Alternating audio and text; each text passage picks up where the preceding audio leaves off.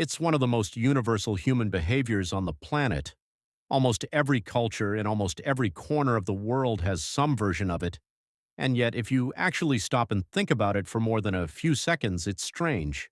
Pressing your face against another person's face. Why would that ever become a sign of love? The answer isn't romantic at all, at least not at first. It starts with survival, disease, chemistry, and a habit that had absolutely nothing to do with love when it began. By the end of this video, you're going to look at one of the most common human gestures completely differently.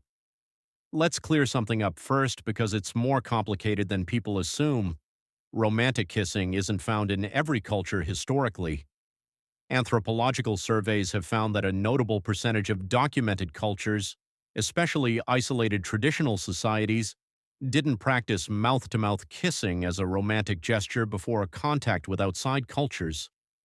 Some used nose-rubbing greetings, forehead touching, or close proximity and scent sharing instead. Kissing, in the romantic sense, isn't hardwired the same way breathing is. It's partly cultural. But one thing is universal across every culture ever studied: mothers feeding infants mouth to mouth. That practice shows up everywhere, in every era we have evidence for, and it might be the real root of everything that came after.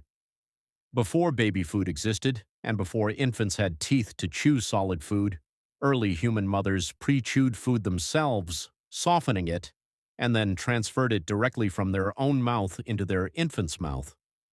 This practice, called pre-mastication, is still documented in various traditional societies around the world today, and evidence strongly suggests it was standard practice across most of human evolutionary history. Think about what that moment actually involved, physically and emotionally. Close facial proximity, direct mouth contact, a parent doing something intensely intimate and vulnerable purely to keep a child alive. Repeated daily, for months, sometimes years, during the most critical bonding window of a child's life. This kind of repeated, tender mouth contact between parent and child would have consistently triggered oxytocin release, the same bonding hormone linked to trust, attachment, and affection. Infants who experienced this closeness weren't just being fed, they were being wired biologically to associate mouth-to-mouth contact with safety, comfort, and love. That association didn't disappear when the child grew up. Some researchers believe this early universal feeding behavior laid the neurological groundwork for romantic kissing to later emerge as a natural extension in cultures where it did develop. The brain pathway was already there. It just got repurposed later in life for a different kind of bond. There's a second, completely separate theory running alongside the feeding explanation, and it has to do with smell. Before kissing became a mouth-focused act in many cultures, the earliest forms of intimate greeting were almost certainly close proximity, scent-based behaviors. Nose-to-nose greetings, cheek-to-cheek closeness, deep inhaling near another person's neck or face. Several isolated cultures still practice versions of this today instead of, or alongside, mouth kissing. Here's why this matters biologically. Getting extremely close to someone's face allows you to unconsciously detect their scent, and scent carries an enormous amount of hidden biological information. Studies on human attraction have found that people are subconsciously drawn to the natural scent of potential partners whose immune system genetics, specifically a set of genes called the MHC complex, differ meaningfully from their own.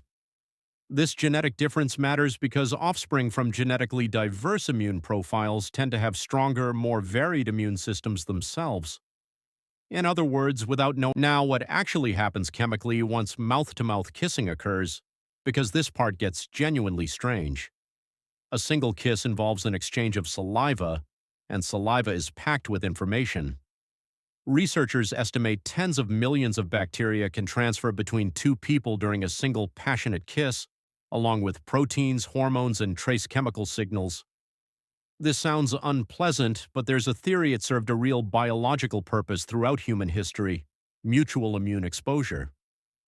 Regularly exchanging saliva with a long-term partner may have gradually exposed each person to the other's existing bacteria in small, manageable doses, potentially helping build shared immune tolerance over time within a bonded pair.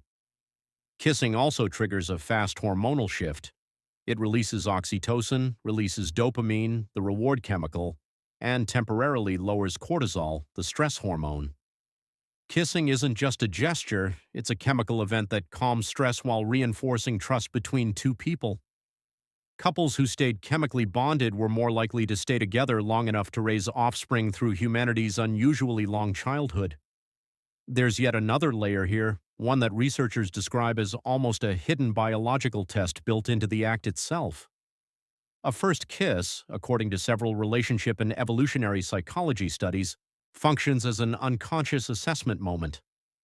Participants in surveyed studies have reported that a bad first kiss with an otherwise promising partner has, in a significant number of cases, ended romantic interest almost immediately, regardless of how well the relationship seemed to be developing beforehand. Why would something so small carry that much weight? Because a kiss delivers an enormous amount of compressed biological data in just a few seconds. Taste, which relates to diet and overall health. Breath, which can indicate underlying health conditions. Scent, tied to that immune compatibility signal we covered earlier. And physical closeness itself, revealing comfort level, compatibility, and chemistry that's difficult to fake or assess from a distance. Essentially, a kiss compresses months of potential dating information into a few seconds of direct, undeniable biological data. You weren't overthinking that first kiss. Your biology was doing exactly what it evolved to do. So if kissing offers all these benefits, why didn't every culture develop it independently? The likely answer is that the same underlying benefits, closeness, scent detection, oxytocin release, can be achieved through other intimate gestures that don't involve the mouth at all: nose rubbing, extended embraces, cheek pressing. The underlying biological need for closeness is universal. The specific gesture that satisfies it isn't. Kissing isn't the source of human bonding. It's one of several possible expressions of a much older universal instinct. So the next time this incredibly common, almost automatic human gesture happens in your own life, understand what's actually happening underneath it.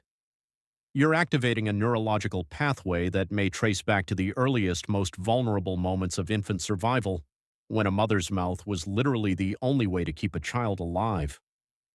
You're running an ancient scent-based compatibility check your conscious mind has no direct access to.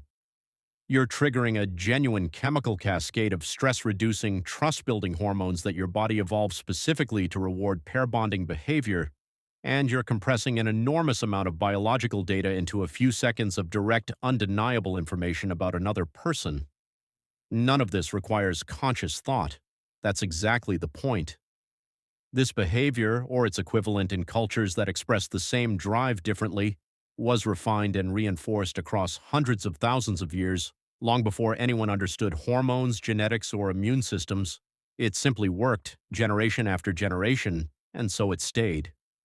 What feels like one of the simplest, most spontaneous human gestures is actually one of the most quietly sophisticated biological systems your body runs, completely in the background, every single time. So the next time someone tells you a kiss is just a kiss, you'll know better. It's a survival mechanism, a chemical bonding tool, and an ancient compatibility test, all compressed into a single simple gesture that started thousands of generations ago as nothing more than a mother trying to keep her child alive. Which explanation surprised you the most? The feeding origin, the scent-based test, or the chemical bonding system? Let me know in the comments, and if you want to know why humans are the only species that blushes, that video's right here. See you in the next one.